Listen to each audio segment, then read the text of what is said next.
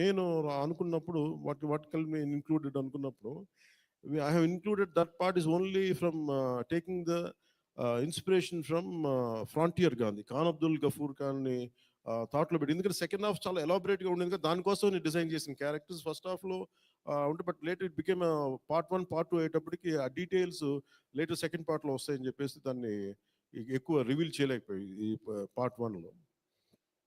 అలాగే పార్ట్ 2 కూడా ఆల్మోస్ట్ ఒక 25 to 30% చేసాం.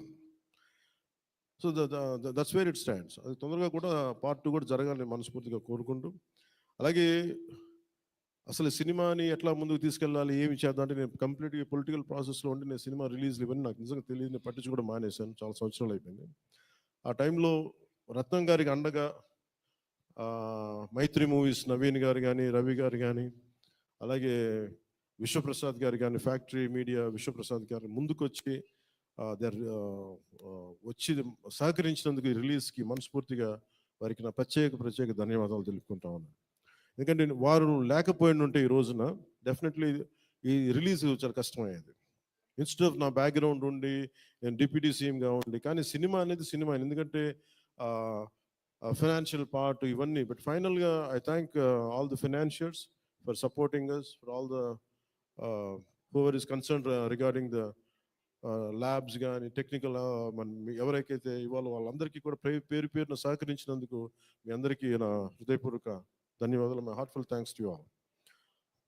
ఇది it's not about success, it's not about this, it's about conveying a thought to the public. It all depends how well public receive. ఏది చెప్తా ఉన్నాను, కొంతమంది బాయ్కాట్ చేస్తాం, నెగిటివ్ రివ్యూస్ అంటే, I said please go ahead, నాకు అసలు ఇబ్బంది లేదు. ఎందుకంటే నేను రోడ్డు మీదకి వచ్చి నేను ఏమనుకుంటానంటే, చాలాసార్లు నేను సినిమాలు ఆడనివ్వు, నేను రానివ్వు అంటే, ఎక్కడో నెల్లూరులో ఉండి చిన్న వీధుల్లో పెరిగినోడిని, ఇక్కడ దాకా రావడమే గొప్ప. అలాంటిది నా సినిమా ఆపుతున్నాను, నేను ఎంత స్థాయికి ఎదిగానని మీరు చెప్తున్నారు. నా గురించి నాకు తెలియదు, కానీ మీరు చెప్తున్నారు నా ఎదుగుదల ఎంత. ఎవడో ఒక హీరో ఒక సినిమా తీస్తే ఆ సినిమాని మిమ్మల్ని భయపెట్టేంత స్థాయిలో ఉందా? నా మీద కూర్చోబెట్టి ఒక క్విట్ ఇండియా మూమెంట్ ఇదేమన్నా, క్విట్ ఇండియా మూమెంట్ లాగా బాయ్కా అంటే ఏం చేస్తారు, చేసుకోండి అన్నాను. ఏం ఫరక్ పడుతుంది, ఏమి తేడా పడుతుంది? నథింగ్. ఇవన్నీ చూడకుండా జీవితంలోకి వస్తామా? ఇవన్నీ ఇంతకుమించి మేము చూడలేదా? దెబ్బలు తినకుండా వస్తామా జీవితంలో? అందుకని ఇలాంటి తాటాకి చప్పుళ్ళకి మీరు పదే బెదరు. ముఖ్యంగా నా అభిమానులకి మీకు చెప్తున్నా, ఈ మాధ్యమాల ద్వారా, ప్రసార మాధ్యమాల ద్వారా, ఈ మీడియా మిగతా మీడియా సామాజిక మాధ్యమాల ద్వారా ఈరోజు నేను ఇంత బలంగా ఉన్నానంటే మీరు ఇచ్చిన బలమే. నేను ఎంత ఎదిగానో నాకు తెలియదు, నేను ఏం చేశానో నాకు తెలియదు, కానీ నాకు ఒకటే తెలుసు, ధైర్యంగా ఉండడమే తెలుసు. నాకు డిప్రెషన్ ఉండదు. ఎందుకంటే నేను డిప్రెషన్ అనేది ఎందుకు ఉండదంటే, నాకు బతకడం చాలా అద్భుతమైన విషయం అనిపిస్తుంది, మోర్ దెన్ సక్సెస్. అందుకే నాకు ఇప్పుడు డిప్రెషన్ ఉండదు. ఇంట్లో కూడా చాలాసార్లు కూర్చొని నా కొడుకు కూడా చాలా డిప్రెషన్గా ఉంటే వాడికి ఏం చెప్తాను, రోజు అన్నం మానేరండి. ఎందుకంటే డిప్రెషన్ ఈజ్ ఆల్ క్రియేటెడ్.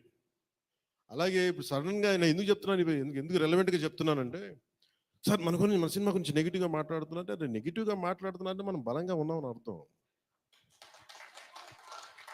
మనం బలంగా ఉండబట్టే మన మీద నెగిటివిటీ ఉంటుంది.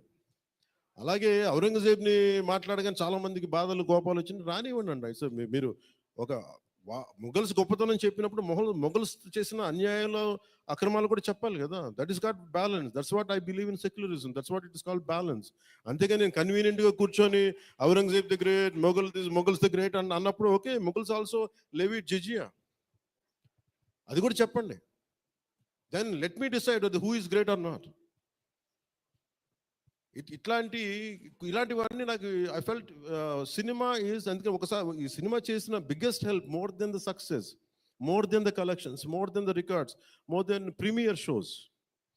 ఒక ప్రీమియర్ షోస్ ఏదో చెప్తా ఉన్నారు నిన్న, ఫ్యూ థౌజండ్స్, నాకు పెద్ద కౌంట్ తెలియదు, కానీ దాదాపు 30 crores, around 30 crores it collected అని చెప్పి. Only you keeping track of all this? You have forgotten acting? Actors పని అంటే యాక్ట్ చేయడం కదా, కూర్చోమై కలెక్షన్ గురించి మాట్లాడుకుంటాం. నేను ఇప్పుడు దాకా అనుకోవాలా అంటే వీటన్నిటికంటే కూడా what is the takeaway from this film? ఒక historical blunder made by Aurangzeb. It is a blotch it has become a civilizational wound in the hearts of every Indian. That has been addressed. ఆ డిఎన్ఏలోకి వెళ్ళిపోయింది ఆ బాధ. We are able to undo that pain. We are able to address that pain.